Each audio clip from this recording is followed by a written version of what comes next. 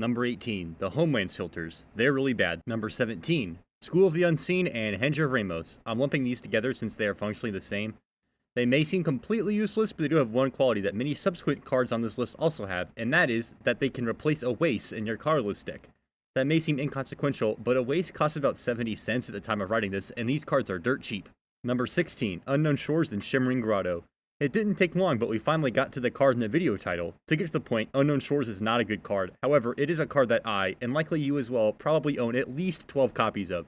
This makes it really easy to slot into multicolored decks, since the cost of including is pretty low. I mean, it does tap for a color of any mana, and it doesn't cost your whole turn like Transguild Promenade and friends. But being one mana behind for the rest of the game for some fixing is just not worth it. Unless this was the only mana fixing card I had available, I would cut this card. This applies to most cards on this list. A lot of these cards won't hamper your deck by including them, but if you wanted to run one, you would have to actively seek one out if you didn't own one already, and for most of these, that just isn't worth doing. Number 15, Painted Bluffs. This card is a desert. Other than that, it is the same as Unknown Shores. This is actually slightly better than you might think, since dedicated desert decks are real, and a problem these decks often face is that deserts before Thunder Junction are either monocolor or colorless, meaning these decks struggle a lot with getting the right colors. Even with the Thunder Junction deserts, you can only run one copy, so Painted Bluffs gets a pass only in dedicated desert decks, but it still probably won't make too much of a difference. Number 14, Heapgate. It's a gate. This is relevant for Keen and Maze's End. It's kind of like Painted Bluffs, where it is really only useful in a dedicated gates deck because it says the word gate on it. The second ability is a neat touch, but it only works in gates, and the extra treasure for 2 mana when you're already playing a land deck doesn't seem super useful. But then again, I've never played Keen, so maybe I'm just flat out wrong here. But even if I am wrong about that, I mean, it's an Unknown Shores. It's not really that good. Number 13, Cave of Temptation. The words, as a sorcery, kill this card. That being said, it actually does, in fact, do something other than filter mana, so that's a plus, I suppose. Realistically, how often are you going to pay 5 and lose this land for 2 measly counters? You can't even hold it up to blow someone out during combat or something. The +1/+1 counter synergies are cute, but it's just way too expensive to justify using. Number 12, Captivating Cave. Cave of Temptation is not a cave, but Captivating Cave is a cave. I couldn't name a single card off the top of my head that cares about caves, but I'm sure there is at least one, so Captivating Cave is like 1% better than its older brother. Number 11, Crystal Grotto. It's a straight upgrade to Zhalfirin Void and is cheaper, so if you are probably running Void, then there technically isn't a reason to switch to Grotto, except for, actually acquiring one. Number 10, Hidden Grotto. Above Crystal Grotto because Surveil is generally slightly better than Scry. Number 9, Conduit Pylons. Hidden Grotto, but it's a desert. Number 8, Hall of Tagsin. It does something other than filter mana that is actually repeatable. Unfortunately, that involves paying 5 mana for a tap Power Stone token. If you have the room to pay 5 mana without actually doing anything, then I don't think the 1 mana that you can't use to cast most spells is going to help you that much. Number 7, Opal Palace. I'm going to keep it real with you. I think that this card is overrated. It's not horrible, but delaying your commander for a turn is usually not worth the 1 counter.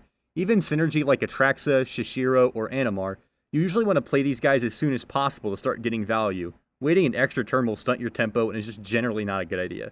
Not to say this card doesn't have use though, it has some benefit when you are in that part of the game where your hand is low on cards and you kind of just cast your commander.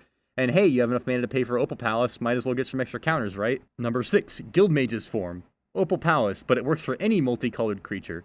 Most popular commanders happen to be multicolored anyways, so it still enables the same synergies that Palace does, just slightly better since it applies to all your random fodder as well. Number 5, Study Hall. Opal Palace, but replace the counters with Scry. Scry doesn't have as many synergies as the counters do, and unlike Palace, delaying your commander is absolutely never worth it for Study Hall. But Study Hall is much better when you are recasting your commander. If you're on your 3rd recast, chances are you could use the Scry 3 to help you find some card to dig you out of the hole you're in. Still not worth it most of the time though. Number 4, Hall of Oracles. This is the first card on this list that I wouldn't suggest you remove from your deck if I saw you playing it. It's kind of narrow, but some decks care about counters and instants and sorceries. Plus the second ability is free, which is rare for these cards. Number 3, Abstergo Entertainment. Is Recursion and Graveyard Hate enough to make a playable Unknown Shores? Kinda. The second ability is good, but until you crack the land, you just have an Unknown Shores that provides nothing else. It's okay. Number 2, Planar Nexus. This is a massive jump from the previous card. This card enables a lot of shenanigans that you could honestly build a whole deck around it. The obvious thing is that it enables Tron by itself, but it also counts as a Locust Desert and a gate. Move aside Painted Bluffs and Heapgate. To be honest, being used as another Painted Bluffs isn't good, but the real draw is the Tron and Locust synergies, which you can use to make a lot of mana. The fact that it's a desert, gate, and a cave means you can tutor up with cards like Circuitous Route and Compass Gnome. Number 1, the Mycosynth Gardens. There really wasn't any competition for the best Unknown Shores. Gardens is stellar in any artifact deck, full stop. You can always copy Soul Ring for a build your own Ancient Tomb, but you can also copy stuff like Scrap Trawler or Sword of Feast and Famine. Even outside of artifact decks, it's great. Almost every deck has a Soul Ring and an Arcane Signet, and I doubt few people will object to a second Aetherflux Reservoir. If you want to know what is worth running, everything below Hollow Oracles isn't good and you should probably avoid it, and anything below Planar Nexus you can skip without making your deck any weaker. Nexus and Gardens are the only two worth running in most cases. Okay, bye.